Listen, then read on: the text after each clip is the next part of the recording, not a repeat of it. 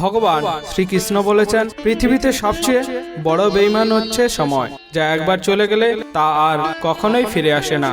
সবচেয়ে স্বার্থপর হচ্ছে সুখ, যা মানুষের কাছে বেশি দিন পর্যন্ত থাকে না। সবচেয়ে আপন হচ্ছে কষ্ট, যা মানুষের কাছে সব সময় থাকে।